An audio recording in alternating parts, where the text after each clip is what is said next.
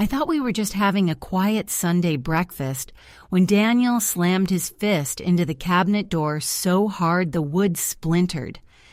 I didn't know that the man I had shared a bed with for 6 years had been quietly, methodically planning to take everything my grandmother had left me, and that the kitchen wasn't the beginning of the violence.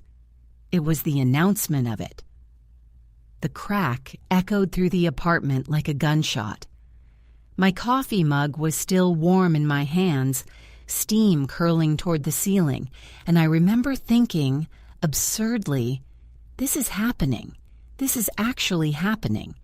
Because up until that moment, up until the splinter of wood and the way his eyes went flat and cold, I had told myself that Daniel was just stressed, that the pressure at work was getting to him, that the arguments about my grandmother's apartment were just arguments, normal, married people arguments. He had never been a violent man, or so I had believed, with the kind of absolute, unexamined certainty you apply to things you cannot afford to question. I was wrong. And by the time I understood exactly how wrong, I had lost more than a kitchen cabinet. I had lost my faith in the man I loved, my trust in the family I thought I had, and very nearly the only thing my grandmother had managed to save for me across 40 years of careful, quiet sacrifice. Let me start where it really began. Not with the cabinet, not with the shouting, but with a Wednesday afternoon in October, 6 months earlier, when my grandmother pressed a set of keys into my palm and said in her dry, matter-of-fact way, "This is yours now, Clara. Don't let anyone take it from you."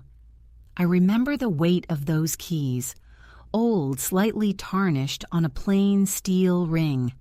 My grandmother, Lyudmila, was not a dramatic woman. She had grown up in a communal apartment in Kiev, sharing a kitchen with 4 other families, had emigrated at 52 with nothing but 2 suitcases and a stubbornness that could bend steel, and had spent 20 years in Toronto working at a dry cleaner's and saving dollar by dollar until she could buy a 1-bedroom apartment outright in a quiet East End neighborhood. No mortgage, no co-signers, cash. When she pressed those keys into my hand, she was transferring the most significant thing she had ever owned to the only person she trusted with it. "You worked so hard for this," I told her. She waved me off. "I worked so you wouldn't have to worry," she said. "That is different." She moved into a senior's residence 6 months later, her own idea on her own terms, and I became the legal owner of the apartment. The plan was simple: rent it out, use the income to supplement the mortgage on the house Daniel and I owned together, eventually sell when the market peaked. A safety net. That was all it was meant to be. Daniel was supportive in those early months. He helped me find tenants, drove me across town to sign the lease, came home that evening with cheap Prosecco and said, "Your babushka is a legend." And we sat on the kitchen floor eating takeout straight from the containers. And it was one of those evenings that feels, in the living of it, like something you will want to remember. I believed in the warmth of it. I believed in the solidity of our life. The 6 years of shared groceries and shared arguments and shared evenings, watching bad television with his feet in my lap and his hand absent in my hair. Our house was small, but ours. The living room was the deep sage green I had painted myself, which Daniel initially hated and slowly grew to love. The kitchen was white and slightly cramped. There was a crack in the bathroom ceiling we kept meaning to fix, and the backyard flooded every spring. I was 34. I had a stable job as a senior project coordinator at a construction firm, and I had my grandmother's apartment generating $1,400 a month in rental income and growing in value by the season. I had, I believed, a life, and I had no idea any of it was about to become a battleground. The first time his mother, Carol, mentioned the apartment, I didn't think anything of it. We were at Sunday dinner at her house, which smelled perpetually of lavender air freshener and something faintly scorched. She was a tall woman with short silver hair and an expression of faint, permanent, mild disappointment that she wore the way other women wear jewelry. As a statement, as something you notice without quite being able to name. Over 6 years of obligatory Sunday dinners, I had come to regard her as a fixed and mildly irritating feature of my landscape, occasionally exhausting, fundamentally harmless. That last part, I would learn, was the mistake. "How is the rental going?" she asked, passing the salad bowl with a smile that didn't reach her eyes. "Really well," I said. "The tenants are great." $1,400 a month, she said in the tone of someone confirming a figure they have already looked up. "That's not bad for that neighborhood." I glanced at Daniel. He was looking at his plate, moving a piece of roasted carrot around with his fork. Something about the precision of that number. Not approximately 1,400, not something like that, but 1,400 exactly. Made a small cold hair lift on the back of my neck. But I took the salad bowl and nodded and told myself she had simply asked Daniel once, and he had told her. The second time she mentioned it was less casual. She called and said there was something she wanted to discuss, which should have been a signal because Carol did not call to discuss things. Carol called to announce them. We sat in her living room on the stiff cream sofa she kept plastic covered until guests arrived, and she served tea in the good china, and she told us with the calm of someone presenting a rehearsed business case that she had been thinking about the apartment. "Property values are going to plateau," she said. "The smart move is to sell now. You could walk away with over $100,000 in clear equity, Clara. Your grandmother bought it for $340. It's worth at least $450 now. That money could pay down your mortgage here. You could be debt-free on this house within the year." Again, the exact figures. Again, the information she had no reason to have. I set down my teacup very carefully. "I'm not planning to sell," I said. "Plans change," she said. And then she looked at Daniel. And here is what I should have named out loud in that moment, and did not. Daniel said nothing. He held his teacup and looked slightly to the left of the fireplace and offered not a single word. Not Clara's right. This is her decision. Not we've already talked about this, Mom. Nothing. A careful, deliberate silence that I told myself was his way of staying neutral. I did not understand then that there is no neutral position in a room where someone is trying to take something from you. Silence is not neutrality. Silence is permission. We drove home without speaking. I waited for him to say something, to acknowledge the strangeness of the evening, to offer even a token of reassurance. He turned on the radio and drove with both hands on the wheel and said nothing until we pulled into the driveway, at which point he said, without looking at me, "She's just thinking out loud. You know how she is." "I know exactly how she is," I said. "That's what worries me." He laughed briefly, and the sound was slightly wrong. Too light, too quick. A note played fractionally off pitch. "Don't be dramatic," he said, and went inside. I sat in the car alone for a minute in the dark, listening to the engine tick as it cooled, trying to name the thing I was feeling. Not fear, not quite suspicion. Something between the two.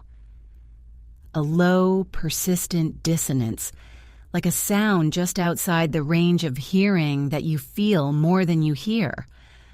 Over the following weeks, I noticed things. Small things that accumulate like sediment. Daniel started taking calls in the bedroom with the door not quite closed. Deliberately not quite, which I found more unsettling than a fully closed door would have been. He started asking questions about the apartment's paperwork in a tone calibrated to sound casual. Where did I keep the title deed? Was the ownership transfer fully registered with the city? Had I used a lawyer for the rental agreement? "What's with all the questions?" I asked one evening, setting down my book. "Just thinking about the taxes," he said, scrolling his phone without looking up. "We should make sure everything is properly documented." Reasonable. Designed to be reasonable. I told him everything was in order and a lawyer had handled the transfer, and he nodded. And we sat in our separate silences, and I told myself I was imagining things. But the sediment kept settling, layer by thin layer. There was the evening I came home to find him at the kitchen table, with his laptop open, and when I walked through the door, he closed it so fast his elbow nearly knocked his coffee cup off the table. He laughed. I laughed too, because what else do you do? I went to change out of my work clothes and stood in the bedroom with my hand on the doorframe, trying to understand the specific quality of what I felt. It was not jealousy, not the ordinary suspicion of infidelity. It was colder than that. It felt almost like grief, as though I was mourning something that had not yet been taken from me, but that I already, somehow, knew I was going to lose. Then there was the Sunday I visited my grandmother at the residence, and she asked me, with a directness she had never bothered to soften, whether Daniel and I were having financial difficulties. "No," I said. "Why?" "Someone called here," she said. "A woman. She said she was from the city registry office, verifying the ownership transfer on the apartment. She knew the address, the purchase price, your name." My grandmother paused. "And she knew your husband's name. She asked whether he was listed on the title." I sat very still. "What did you tell her?" "That he was not," and she thanked me and hung up. My grandmother looked at me with her sharp, pale eyes. "But I didn't like her voice, Clara. It was the voice of someone who already knows the answer and is checking whether you do too. Pay attention." I drove home with both hands locked on the wheel and my mind running in tight, unhappy circles. By the time I turned onto our street, I had almost convinced myself it was routine, administrative, nothing. It had to be nothing. 3 days later, I came home an hour early because a meeting had been canceled. I let myself in through the back door and walked into the kitchen. Daniel was at the table with his laptop open. This time he did not close it fast enough. I was already past the threshold. I had already seen the document on the screen, a real estate sale authorization form, clean and official, with the address of my grandmother's apartment at the top. 2 names in the co-owner's field, mine and his, Daniel Hargreaves, co-owner of record. His name had never been on that title. My grandmother had been explicit. The lawyer had been precise. The transfer had been made in my name alone, with full legal documentation. And yet there it was, his name, in the clean administrative font of a form that looked entirely, officially, terrifyingly real. The room did not spin. Everything went very sharp instead.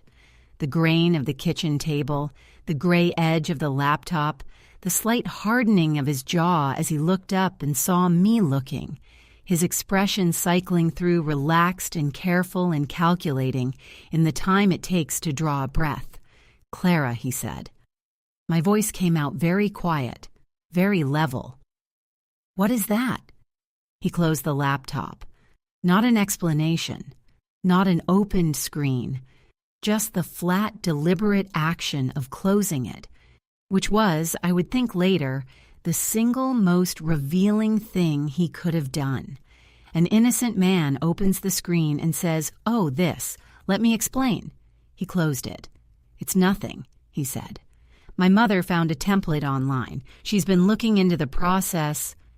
"It has your name on it," I said, as co-owner of my apartment. The apartment that is in my name only, that has always been in my name only.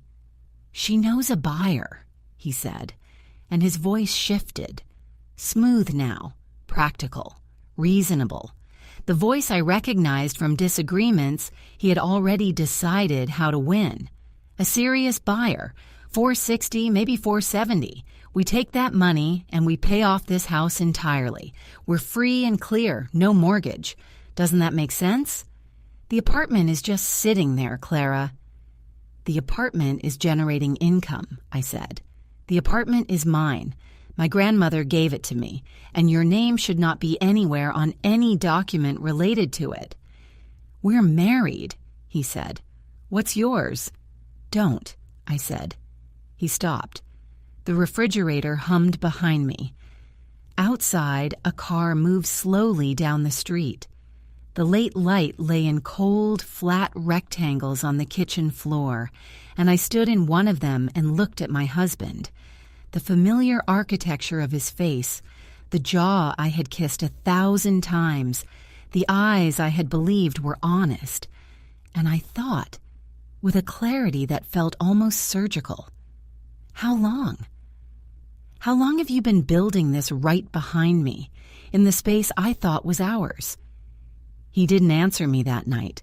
He said we needed to talk later when things had calmed down, and he went to the living room and turned on the television, and I stood in the kitchen for a long time in the cold rectangles of light on the floor and understood for the first time that I was alone in this house in a way I had not been alone in it before.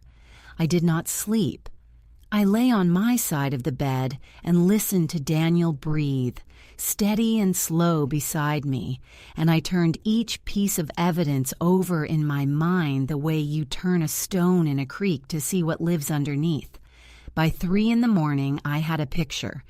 Incomplete, but enough.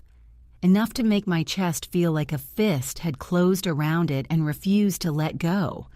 The next morning, he acted as though nothing had happened. He made coffee. He always made the coffee. It had been his small domestic ritual for 6 years. And he set a mug in front of me without comment. And he sat across the table reading his phone. And the normalcy of it was so absolute and so deliberate that it felt more threatening than an argument would have been. I watched him over the rim of my mug. I watched the way he turned his phone slightly away from me. I watched his hands, steady, unhurried, and I thought, he is not afraid. He still believes this is going to work. I called in late to work and drove to the city records office. 40 minutes and 2 clerks and 1 supervisor later, I was standing at a counter looking at a printout of the current ownership record for my grandmother's apartment. My name, only my name. Whatever document had been on Daniel's laptop had not yet been successfully filed. The title was still clean. I stood in the corridor outside and leaned against the wall and breathed carefully, in through the nose and out through the mouth, and I called my grandmother. "I know," she said before I had finished telling her. "I have been waiting for you to figure it out." "How long have you known?" "Long enough. He called me himself 3 weeks ago. He was very polite. He said that selling was a practical financial decision and that you were resistant because of sentimentality, and he asked whether I might speak to you about being more flexible." She said the word sentimentality the way she said all words she found contemptible, flat, clean, stripped of emphasis. I told him that if he called me again, I would speak to a lawyer. Then I called a lawyer. Something moved in my throat. "You already called a lawyer." "His name is Adrian Morse. I will text you his number. He's been briefed. He is waiting to hear from you." I stood in that fluorescent corridor with my eyes very hot, and I did not cry, because there would be time for that later. What I felt underneath the grief was something sudden and overwhelming that took me a moment to name: gratitude. for this woman who had built her entire life out of the refusal to be taken from, and who had been quietly, methodically protecting me even before I understood I needed protecting. I called Adrian Morse. He called back within the hour. That evening I came home and made dinner as usual, set the table, poured wine, asked Daniel about his day and listened to him answer and looked at the ease with which he sat there, comfortable, already certain of the outcome, and thought, "You don't know what I did today. You don't know the title is clean. You don't know I have a lawyer." And the knowledge of what he didn't know felt, for the first time in weeks, like solid ground under my feet. It held for 3 days. On the third day, Carol came over. She arrived mid-Saturday morning without being invited, carrying a thick manila folder, and she sat down at my kitchen table and folded her hands on top of it, with the composure of someone who has rehearsed this moment in detail. Daniel was in the kitchen too, leaning against the counter with his arms crossed, and he did not look at me. "I think it's time we had a proper conversation," Carol said. She opened the folder and pushed documents across the table. A financial analysis of the apartment's projected value, a breakdown of the mortgage payoff benefit, all of it thorough and prepared with real effort. She spoke about the family's financial well-being, about practicality, about freedom from debt. And then she pushed the second document across, and I saw it clearly this time, a draft co-ownership agreement, Daniel's name beside mine, authorizing a sale to an anonymous buyer. "Who is the buyer?" I asked. She paused. "A private investor. He prefers to remain anonymous." I looked at the address on the sale document. It took me a moment, and then I recognized it. The street where her sister lived. Her sister's husband was a property investor. I had met him twice at family occasions, and he had struck me each time as someone who looked at everything in terms of what it was worth to him personally. "The investor is your brother-in-law," I said. "You've been planning to sell my grandmother's apartment to your own family at a price you control, using a document that falsely adds Daniel's name to a title he has no legal claim to. And the proceeds weren't going to pay off our mortgage at all, were they? They were going somewhere else, somewhere I don't have access to." The silence that followed was the loudest thing I had heard in years. Daniel made a sound. Not a word, just a sound. The sound of something collapsing internally. And Carol looked at him with the sharp, brief glance of someone reminding another person of what they had agreed to. And that glance told me everything that a confession could not have improved upon. "Clara, you need to stop," Daniel said quietly. And when I didn't, when I simply looked at him with the full weight of what I knew, he said it louder. And when that didn't work either, when I just sat there, still and steady in my chair, he took the folder from the table and swept it to the floor. Then he turned to the upper cabinet above the counter and hit it, first flat-palmed, then with the side of his fist. The door splintered at the hinge and swung open at a broken angle, and the sound was enormous in the small kitchen. And Carol said his name in a sharp, warning voice, and I did not move. I sat still, and I watched my husband destroy a cabinet to frighten me into compliance, and I felt the fear. I won't pretend I didn't, because it moved through me like cold water, the old animal fear of someone larger than you expressing physical force in a closed room. And I let it pass through me, and I kept my hands flat on the table. And when the sound had stopped, and the broken door hung there in the ringing silence, I said, in a voice so quiet it barely existed, "You should call a lawyer, Daniel, because I already have." I stood up. I picked up my phone. I looked at Carol. At the uncertainty moving behind her eyes, a thing I had never once seen on her face before. And I walked out of the kitchen. I drove to my grandmother's residence.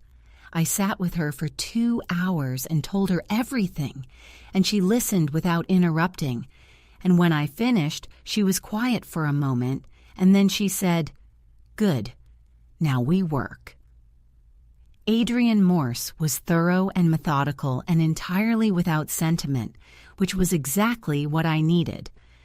Over the following 2 weeks, we assembled a documentation file that included the original title deed, the ownership transfer paperwork, a recording I had made on my phone of the conversation in which Carol had presented the fraudulent documents, and bank records showing an account in Daniel's name that neither I nor our joint accountant had ever known existed. There was also a letter from the city registry office confirming that an attempted co-ownership amendment had been submitted, flagged as inconsistent with the existing title record, and placed on hold pending verification. Someone at the registry had already noticed the irregularity. If I had waited 1 more week, they would have called me first. The secondary bank account was the final piece. Elspeth, Adrienne's financial investigator, a quiet, precise woman who dressed entirely in gray and spoke as though reading from a document, found that Daniel had opened it 14 months prior, into which he had been quietly diverting income each month.